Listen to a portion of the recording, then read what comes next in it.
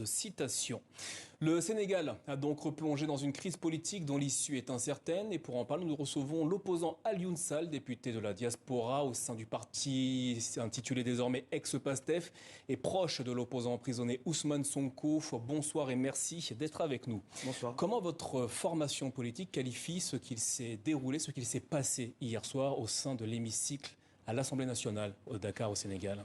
Malheureusement, ce qui s'est passé hier, on a assisté à la mise à mort de la démocratie sénégalaise, du moins ce qu'il en restait, parce que ce qui s'est passé hier à l'Assemblée nationale n'est rien d'autre qu'un coup d'État constitutionnel.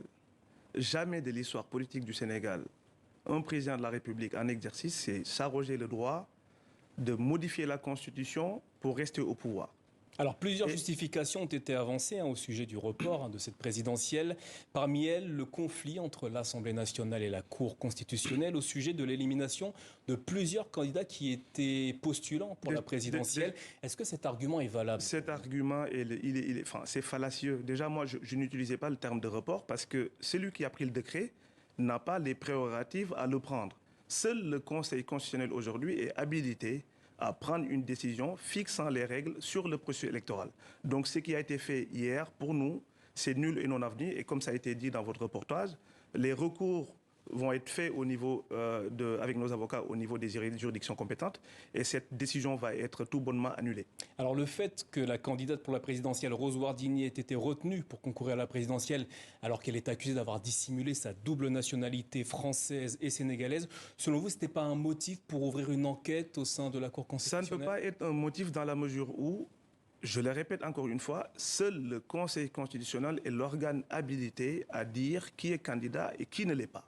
Et au soir du 20 janvier 2024, il nous a sorti une liste de 20 candidats avec les vérifications faites. Donc, s'il y a des recours à faire, il aurait fallu le faire au préalable, comme c'est fait dans le cas de Karim Wade avec le député Thierno Alassane Sall, qui a déposé un recours pour justifier que le candidat Karim Wade avait une double nationalité et le Conseil constitutionnel en a pris acte et prendre la décision qui s'impose. Donc, on ne peut pas venir a posteriori prendre des décisions, d'autant plus que le Conseil constitutionnel, à son article, en tout cas 92 de la Constitution, dit clairement que les décisions du Conseil constitutionnel ne peuvent être susceptibles d'aucun recours, d'aucune voie, et tout le monde est obligé ça s'impose à tout le monde, à toutes les autorités juridictionnelles compétentes et aussi au pouvoir public. Juste une précision pour nos téléspectateurs au sujet du cas de Rose Wardini. Elle a été placée en contrôle judiciaire ce soir à l'issue de sa garde à vue. C'est ce qu'indique notamment la presse sénégalaise.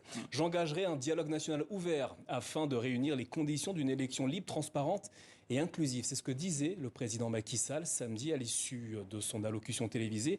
Votre parti envisage-t-il de participer à ce dialogue? Ce qu'on demande à Macky Sall, c'est de ne pas d'organiser des dialogues. Des dialogues avec Macky Sall, on en a eu moult fois, alors que ces dialogues ne sont jamais sincères. Et compte tenu de la situation actuellement, cette crise politique encore au Sénégal, est-ce qu'il ne faudrait pas aller au dialogue justement pour apaiser les choses? Il lui reste 3 semaines à tout casser pour partir du pouvoir. Parce qu'il a été élu 2 fois pour un mandat de 5 ans et le mandat du président de la République, il est intangible. On ne peut pas rajouter une journée de plus. Donc il n'a qu'à organiser des élections au soir du 25 février et les Sénégalais, seul peuple souverain, décideront de la personne qui va la remplacer. Alors je profite de votre passage sur notre plateau pour éclaircir un point, car ces dernières heures, il y a une forme de confusion au sein des rangs de l'ex-Pastef avec une publication, un communiqué selon lequel Ousmane Sonko aurait émis son intention de participer à ce dialogue. Qu'en est-il? Non, c'est archi faux. Ousmane Sonko, s'il doit décider de parler aux Sénégalais, je pense que tous les canons officiels de Ousmane Sonko sont connus des Sénégalais et s'ils jugent opportun de parler en tout cas... Donc vous confirmez ce soir qu'Ousmane Sonko ne participera pas à ce dialogue? Il n'y a pas de discussion entre Ousmane Sonko et le pouvoir? Il n'y a pas de discussion et on ne participera au dialogue avec Macky Sall, sachant que tous ces dialogues-là, les conclusions des derniers dialogues n'ont jamais été respectées. C'est pour ça qu'on parle de sincérité avec ce président-là, qu'on demande une seule chose, encore une fois, de partir au pouvoir et d'organiser des élections libres et transparentes. Certains opposants sénégalais estiment que ce report est dû aux craintes de la majorité de voir leur candidat, Amadouba, perdre le scrutin présidentiel.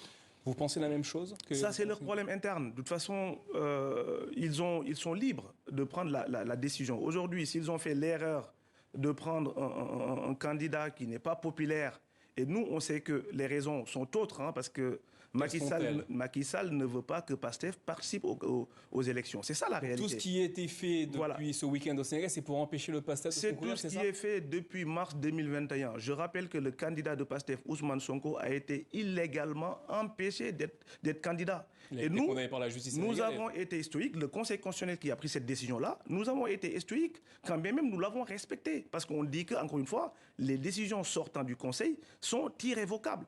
Donc c'est la même manière dans ce cas de figure. On organise les élections, le Conseil constitutionnel a décidé qu'il y ait 20 candidats. Il faut que ces 20 candidats battent campagne et les Sénégalais choisiront au soir du 25 février. Quelle sera la suite désormais? Vous appelez à une manifestation des militants du PASTEF et également des Africains à Paris. Ce sera ce samedi. Pensez-vous que cette mobilisation est à même de faire changer le pouvoir? Il faut que les Sénégalais s'érisent en bouclier pour stopper ces dérives autocratiques. Aujourd'hui, la dictature, elle est installée au Sénégal.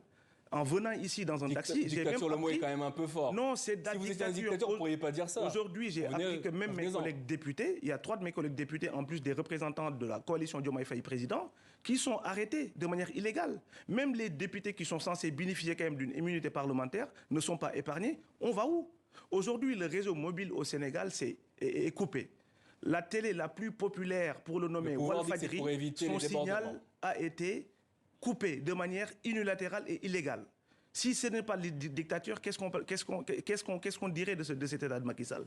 Macky Sall, il foule aux pieds toutes les règles démocratiques de ce pays-là. Et encore une fois que le peuple sénégalais s'érige en démocratie, le peuple sénégalais, seul souverain, a occupé les rues, comme la Constitution nous le permet, jusqu'au départ de Macky Sall, parce qu'on n'accepterait pas qu'il soit un jour de plus de son mandat. Il faut que son mandat, qui est censé terminer quand même le 25, il faut qu'il parte.